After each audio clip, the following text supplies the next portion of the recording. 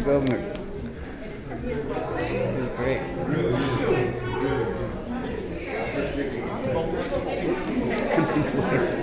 Kid has one of his pictures checking out the artwork.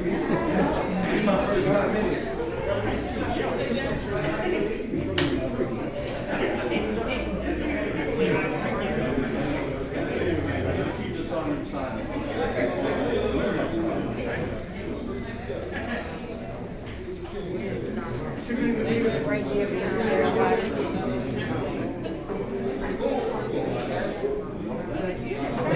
tell them. Say, go over there so you can turn it. Tell them to turn it on. Is that recording? I'm sorry? Is that recording? Is the numbers moving up there? I can't see. I gotta put my I got my glasses glasses. Thanks. on. Yes. Okay, thank you. I don't have my glasses. I had to pull mine out.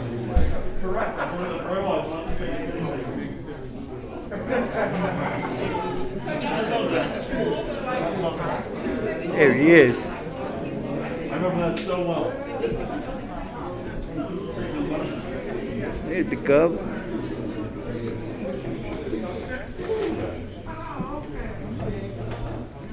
Did he turn it on?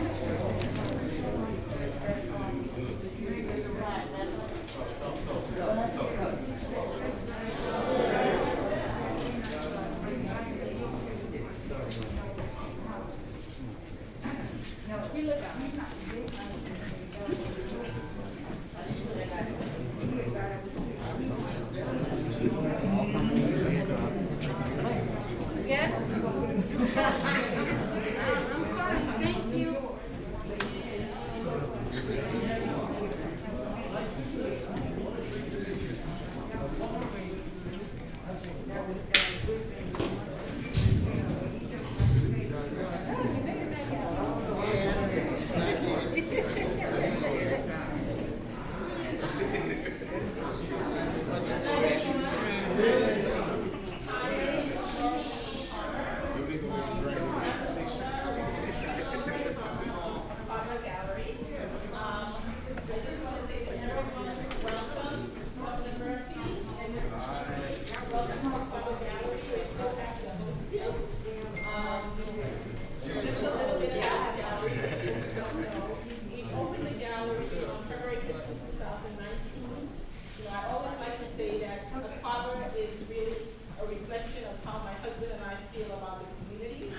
Love Newark. We moved to Newark about 18 years ago.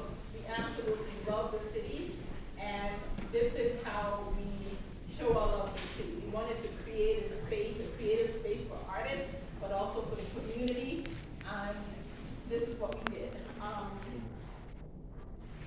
We believe that if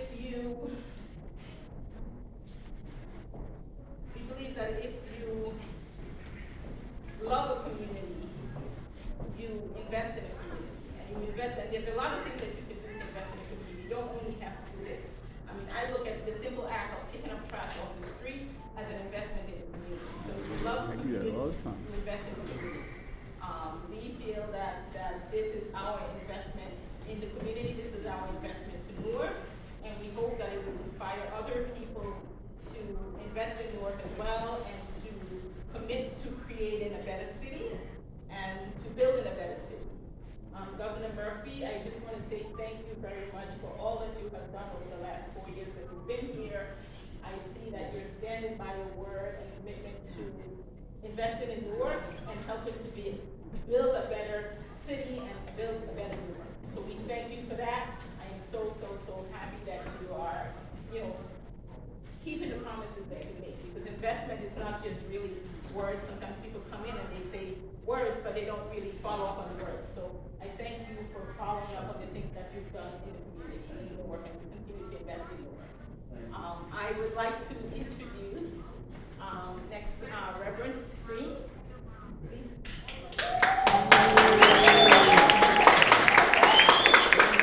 Everyone, it's my honor to introduce the elected officials. We have Larry Crump, Councilman at Large. Larry Crump doing an outstanding job. We have several community leaders, Brother Free Kelly,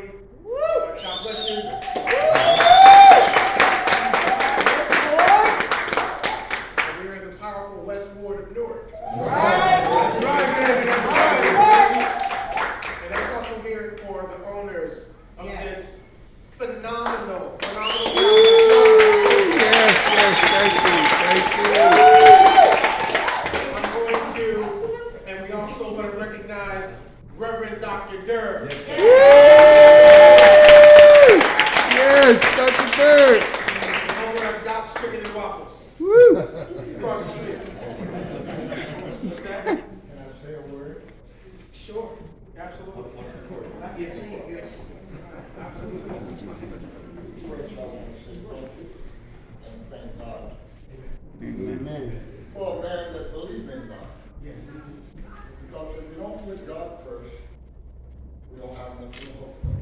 I thank God for the governor. I met with him before we ran and made some comments. I'm so glad he got me. And give him 4 more years. Woo! Yeah, 4 more. 4 more. Chris, we are. Right to the point.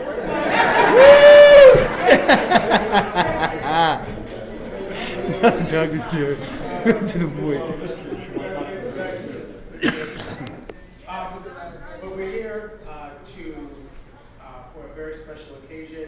I'm going to be right to the point and introduce one of our special guests that's here today. A man who I've looked up to for years. I consider him moral conscious of our state. Someone who believes in justice. Someone who believes in equality and equity. Larry Ham doesn't just talk the talk. Larry Ham walks the walk. Speaking of walking the walk, he just did a walk to Trenton. We love Larry Ham. Yes. We love Yes. him. All the work, the selfless work that he has done for people around the state and around this country and world. Ladies and gentlemen, let's hear it for Reverend Larry Ham.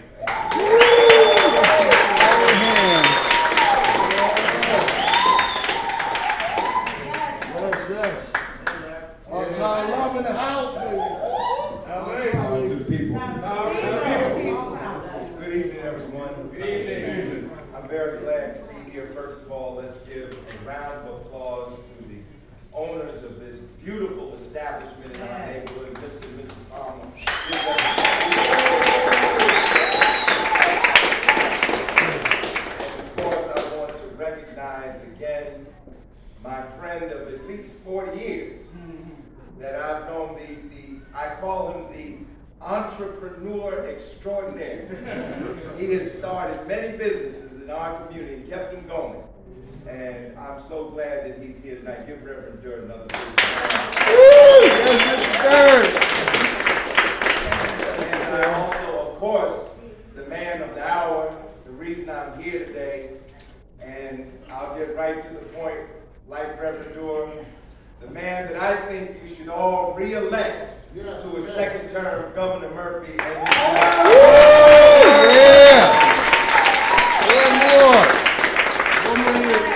One more. now, let me say how I got here today. I've been thinking for some time. I sat at the first debate that the governor and Chitrelli had, and from that point forward, I felt that I would probably have to make a statement of endorsement for the governor. We live in perilous times. That's right. Here in the United States. There are forces in this country that are trying to take us back. Yep. But I don't know about you, I'm not going back. And I'm here today to say that we cannot go back. That's right. That we have to go forward. And I think that the person who can continue to push us forward here in the state of New Jersey as governor is Governor Phil Murphy. Yes. I'm here today in the neighborhood that I grew up in. This is the neighborhood I grew up in. I lived 22 years at 527 South 12th Street, between 16th and 18th Avenue. I lived there from 1957 until the house burned down in 1977. I lived before that on Ridgewood Avenue. I went to South 17th Street School, K through 8. And I was literally the district leader just a few blocks from here of the 24th District Assembly of the West Ward, the 24th District of the West Ward, when my mother owned the house at 74 Tremont Avenue for many years. So this is the community that I grew up in. Yesterday I reached out to Reverend Green, and give him a hand, Reverend Derek Green. And I said to Reverend Green, I sent him a text. Well, actually, I sent him a text and I said, Reverend Green, I want to make an endorsement. Now, my original idea was that I would just write a press release and send it out. But Rev was like, no, we're not going to do that. And here we are today. And I'm glad it worked out today. Amen. And most importantly, I'm glad to see all of you here. Give yourselves a big hand.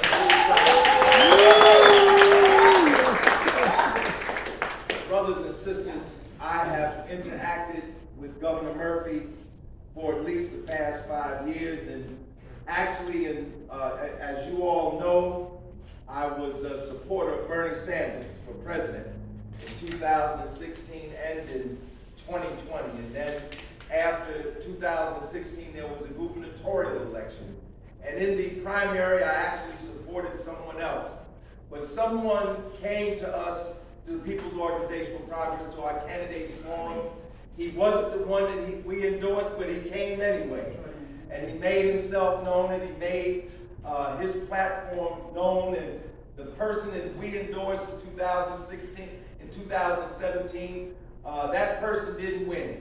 But in the general election, I did vote for and support Governor Murphy. And I think that for the past 4 years, Governor Murphy has tried to reach out to our community. He has demonstrated a record of respecting diversity, but more than respecting diversity, practicing inclusivity. It's one thing to say I respect you, but it's another thing to include me in what you are doing. And he's tried to push the state in a progressive direction. He signed, one of the first things I saw Governor Murphy do was sign the $15 minimum wage bill. And then he signed the bill, I was there, when he signed the bill to increase voting rights in the state and make it possible for our brothers and sisters released from prison to restore their voting rights. Yes, thank you. When we were fighting for the, now I'm speaking from experience. You see, I don't have any notes. When we were fighting, and we're still fighting. I just returned from a 67-mile march. We marched from Montclair to Trenton, New Jersey, 67 miles to protest police brutality. And Governor Murphy was in support and signed the independent prosecutor investigation bill. So when police kill someone, you don't have the Fox guard the penthouse. You have the Attorney General coming in to do the investigation. So Governor Murphy has been trying to put us in the right direction. And we marched, I'm saying it again, we marched for a police review board with subpoena power. And I think the governor and I are moving in the same direction. I think we'll get there eventually, but we need in Newark for 60 years. People have demanded a police review board with subpoena power. And we marched in support of Assemblywoman McKnight's bill. And Governor Murphy, her bill would give municipalities the option. It doesn't mandate every municipality. If you want it, you can have it. And if you have it, it will have subpoena power. Because the police review board don't have subpoena power, it doesn't have any teeth. So I'm here today to say we have a governor that wants to push the state in the right direction, and we need to help him get there. And I'm asking everybody, you all know, I ran for U.S. Senate last year. I didn't win, but I got thousands of votes. And I'm asking the thousands of people who voted for me last year to vote for Governor Murphy this year. That's right. More than that, I'm asking our And when I say our people, I'm talking about all Democrats. I'm talking about all right-thinking people, not just Democrats, all people of conscience. We came out in record numbers in the general election last November, broke all kinds of records. I'm asking people, don't sleep this election. It's too important to come out in the same numbers that we came out for in 2020. Because I'm telling you, if this guy, Chitrelli, gets in, he is a Trumpster. He is on the Trump train. And we don't need to, send the Trump train out of New Jersey. Yeah. Out of New Jersey. We cannot let this person get elected here in New Jersey. If we do this, brothers and sisters, we will make history. Because a Democratic governor hasn't served 2 terms for governor in a long time. So we need to make that possible. He's here in the hood with us. Yeah. You know, I can't remember a gathering like this. He's here with us. He's open to us. I'm telling you, you think this is the first time me and Governor Murphy talk? No, we talk. We text. People don't know that. We have a dialogue going. Now, we don't agree on everything. I'm going to tell you right now, we don't agree on everything. And his administration may not be perfect. But I'm telling you, it will be better than anything we'll get under Chitrelli. Yes. Better than anything. So we need to give Governor Murphy a second term. Right. Let's re-elect Murphy in 2021. Everybody come out. Come out. Don't sleep this. Come out and vote in record numbers. And with that, brothers and sisters, I will sit down so we can bring up the guest of honor, the governor of the state of New Jersey, Phil Murphy, and his wonderful wife, his first lady.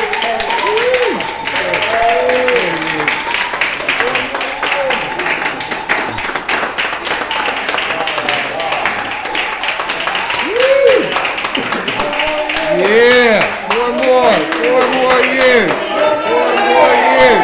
4 more years. 4 more years. Woo. Good evening. What a treat to be here.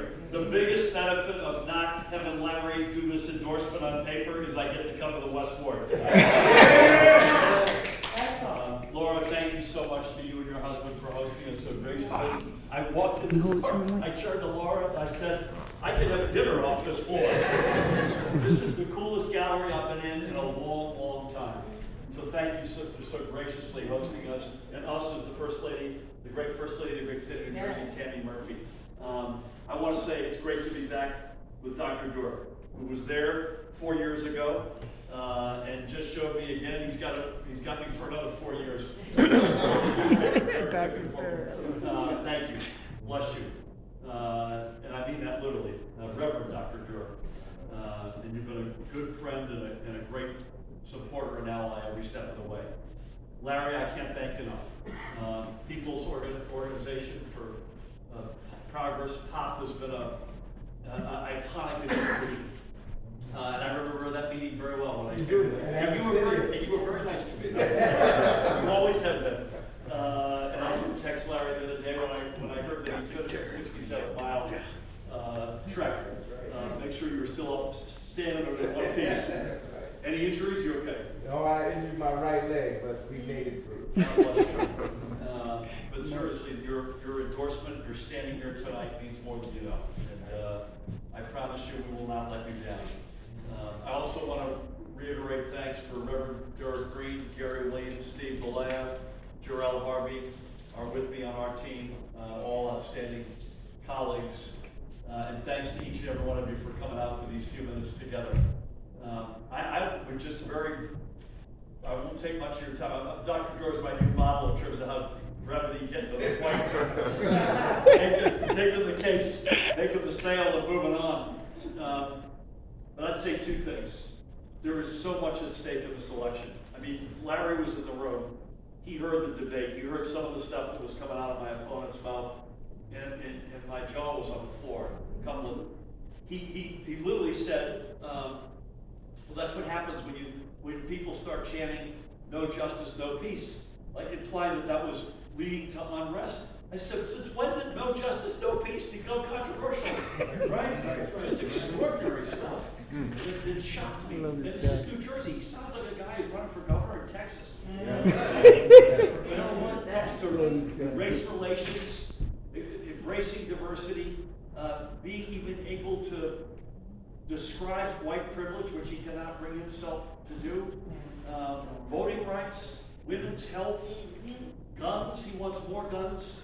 He wants concealed carry in New Jersey. I think that's about the last thing we need in this state. Imagine that if that were the case in Newark. I mean, it's a lowest common denominator campaign, and I agree with Larry. And I'm still a little bit shocked by this. He jumped on the Trump train. And you made the very fair point. It's not just United as Democrats. I think there are a lot of reasonable Republicans and independents who look at what he's saying and standing for, who must be shocked. Say, this is not our party.